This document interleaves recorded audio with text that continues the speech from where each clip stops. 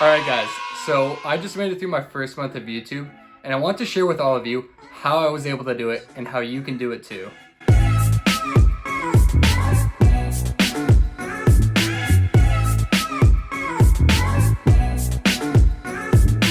Now, I know what you must be thinking. Why would I want to listen to somebody who's only got 31 subscribers and whose highest view count on a video is 650? And the answer to that one's actually really simple. It's because I'm relatable. I'm you. Do you really want somebody with 1 million subscribers telling you what it's like to be the little guy? I don't think so. I think that I offer a really realistic view of what it's like starting off, and this video is going to give you a really transparent view of what it's like to start a YouTube channel in 2020. Oh, and make sure you guys stick around till the end of the video because I'm going to be sharing with you guys the top 5 mistakes I made during my first month on YouTube. Alright, so I think that we should start this off by talking a little bit about me and why I wanted to join YouTube. So I'm a third-year student at the UBC Sauder School of Business. I'm 22 years old, and I've wanted to start YouTube for a really long time. I originally wanted to start a channel as a way for me to share these really cool locations that I had found around BC. Places like cliff jumping spots and hidden waterfalls that you had to hike to and lookout spots. And the reason I wanted to do this was because I felt very fortunate growing up that I had a really good group of friends, and through that group I was able to find all of these different locations, but not everybody's as fortunate as me, and so I kind of wanted to be like that friend for all of those kids who didn't have friends who knew about these kind of places. And so unfortunately I never ended up actually doing this because of my insecurities and the fear of what other people would think of me. But I did make a couple of videos, and so I want to show you guys a clip from one of them right now.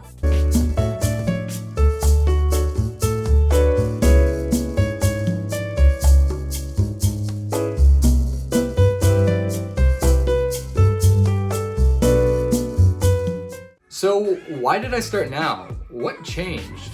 And to understand that, I think we need to look at my viewing habits on YouTube. So growing up, I used to love watching videos of university students or people who had figured out their lives and would share tips on how they got to where they were. And so jump forward a couple years to when I'm at UBC, and I started to feel like I was becoming one of those people. Through all the research that I had done, both in school and outside of school, I started to feel like I was in a position that a lot of other people wanted to be in, and it was now my turn to share.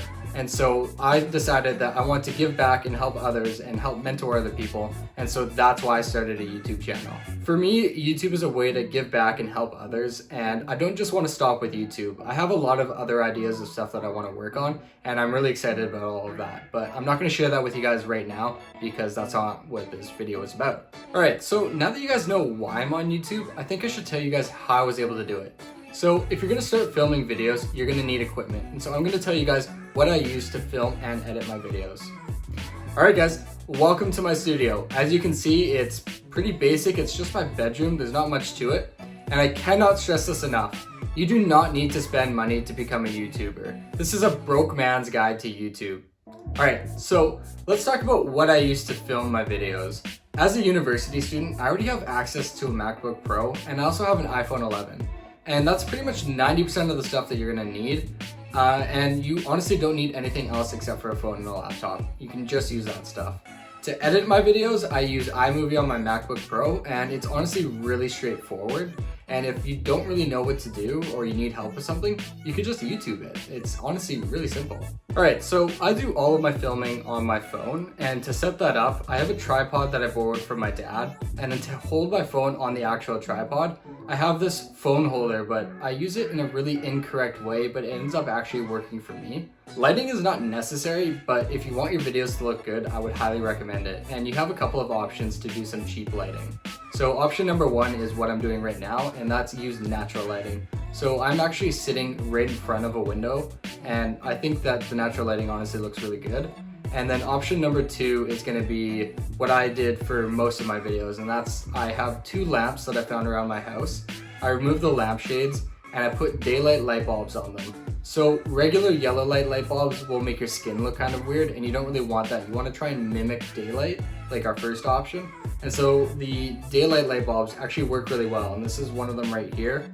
And I actually found that laying around my house as well, but I'm pretty sure you could probably find them at Home Depot or something like that. Alright, and that's pretty much everything I use for gear. Now I want to talk to you guys about your channel theme.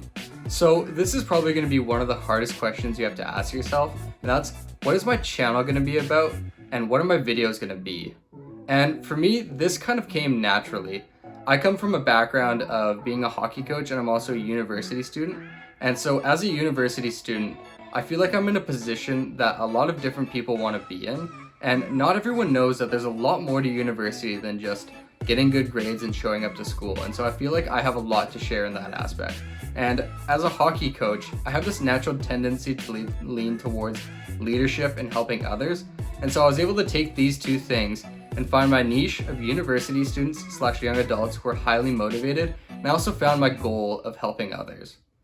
Now, my channel strays away from my niche every once in a while, so I made a video about the habit of waking up at 5 a.m. and I also made this video right now. And even though they're not directly geared towards university students, I still think that they're useful because they work towards my channel's overall goal of helping others. So for those of you out there, I have 2 tips for your channel theme. First one's gonna be figure out why you want to be on YouTube. So this could be for a lot of different reasons. Maybe you want to be an influencer, maybe you want to be famous, maybe you want to show off your talents, or hey, maybe you're like me and you just want to help out others. But figure out what that is because that's gonna guide your channel. Next, you guys want to find a specific group of people who you guys can closely relate to. So this could be students, it could be athletes, it could be artists, or it could be adventurers. But find that group of people and be able to pinpoint them because that's who your videos are going to be geared towards. Now I want to talk to you guys about one of the most important parts of being a YouTuber, and that's your confidence and your attitude. And right off the bat, I want to address confidence. So I know that this is something that a lot of you guys are thinking of because it's something that I thought of, and that's, what are other people going to think of me? Now, this is probably one of the most toxic thoughts somebody can have, and I don't just mean that with YouTube, I mean that in life in general. When you have something that you want to do, and you let the opinions of others get in your way, this is ultimately just going to crush your dream. Like, does it really matter what that kid you went to high school with 3 years ago thinks about your videos? No, it doesn't. And I think that the moment you can understand this, you're going to be in a lot better of a place. I've actually never had somebody come up to me in person or send me a message and say, hey, your video sucks and so do you. I've actually had quite the opposite effect. A lot of people who are close to me have given me really overwhelmingly positive feedback, and people I don't even know have reached out to me and said that they like my videos. I think that a lot of people understand that you're being brave and they respect that. But if you do get negative comments, I think that you need to look at them in a certain way. First of all, is it constructive criticism? Because if it is, maybe there's something that you can actually change. And if it's just a hateful comment, then why should this person's opinion dictate your life? Unless this is like a death threat or something like that, this person means absolutely nothing to you, and I don't think that you should pay any attention to them. So on the note of confidence, something else that I noticed when I was first starting is I really hated hearing my voice in videos. I thought that I sounded really monotone or boring to listen to. And honestly, I think that you just need to not pay attention to these thoughts. I think that as humans, we have a natural tendency to overthink everything, and I think that we think about a lot of stuff that nobody else really thinks about. So when it comes to stuff like that, you're just gonna have to block it out and forget about it. All right guys, let's talk about your attitude. So I think that this is one that I actually really struggled with, and that's because it coincides with the fact that I thought that I sound monotone. I had to try really hard to sound enthusiastic and excited, and unfortunately, when this is your first time being in front of a camera, it's even harder.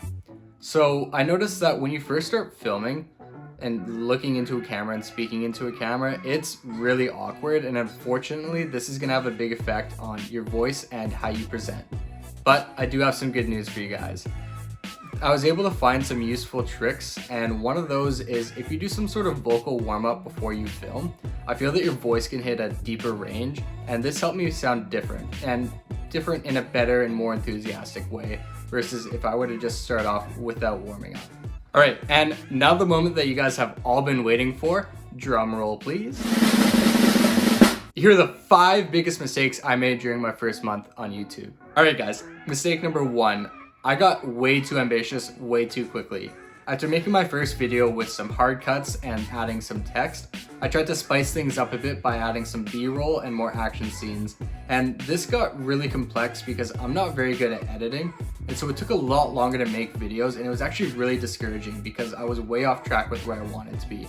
So I recommend for you guys to keep it as simple for as long as possible and do the stuff that you know how to do and wait until you're prepared to move forward with more complex stuff. Mistake number 2, I was way too strict with myself to start off.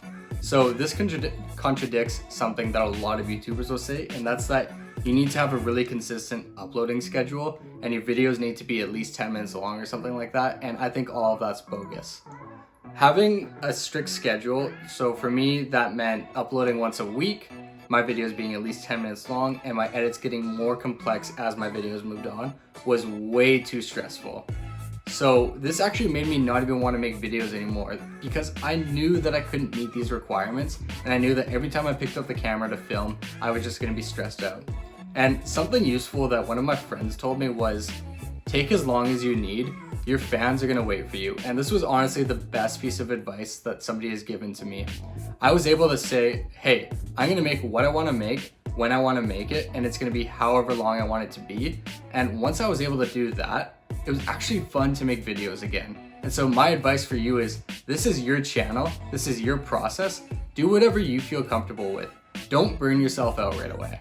Mistake number 3, check your camera settings ahead of time. This one is really self-explanatory, but you don't want to be like me, go out and shoot your first video, be all excited about it, come back to the studio or to your bedroom and look at the settings and you filmed everything on 720p. So just for reference, right now on my iPhone 11, I shoot at 4K, 30 frames per second. And so just do yourself a favor, check your camera settings ahead of time and don't waste your time. Make sure that you're filming in the right settings before you go and film your videos. Mistake number 4, don't burn yourself out. When I first started, I pumped out 2 videos right away and I was really excited, and I started working on the 3rd video and I wanted this one to be bigger than the rest of the other ones, and I wanted it to be more intense. And so I had all this crazy editing planned and all these extra things that I wanted to do, and then on top of that, I was also taking a summer course, and so I had to study for my final.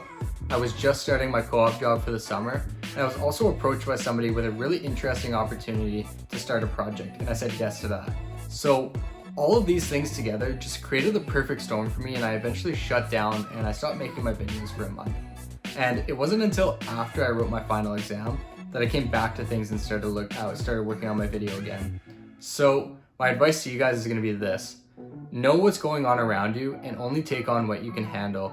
And when things start to get hard and it becomes too much for you, don't be afraid to take a step back.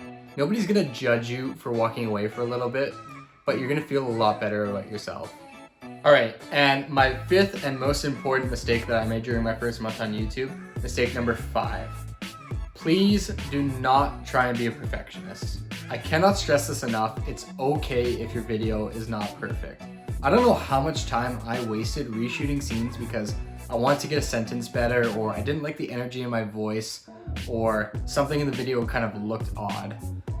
No video is ever going to be perfect, and you need to be okay with that. And that means being okay with letting go of a scene that in your mind you thought would be great for your video, but for some reason just won't work.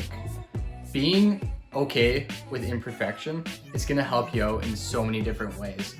First, it's going to take a lot of stress off of you. You're not going to be sitting there filming the same scene 10 times over and over and over. You're going to be able to get through it. Second, it's going to make you seem human. People make mistakes, and when you make mistakes too, that makes you relatable. And third, and most importantly, you're going to be able to film more content. You're not going to be still reshooting the same old video that you were working on before. You're going to be shooting the next video. And that's the most important part, is creating more content for your channel. Alright guys, and that was my first month on YouTube. So just a quick recap. If YouTube is something that you've wanted to do for a really long time, stop thinking and just do it. Don't talk yourself out of it. You don't need fancy equipment to make videos. All you need is the phone in your pocket and a computer to edit them on. The rest of it can be improvised. Understand that your channel is for you and only you, and don't let the opinion of other people get in the way of your dreams. Don't be too ambitious when starting off. It's okay to give yourself a bit of breathing room so that you don't burn out. And finally, make sure that your camera is set up to optimize your footage. And if it's not, that's okay. It's not the end of the world. Your videos don't need to be perfect. My goal with this channel is to make at least one person's life better with every video that I make. So hopefully I've been able to do that today. If you guys want to see one of the videos that I made during my first month on YouTube, click up here. Otherwise, if you guys want to subscribe to see more content related to school, personal development, or learning new skills, make sure you click the subscribe button and click the bell to turn on your notifications. Thank you guys for watching my video, and hopefully I'll see you in the next one.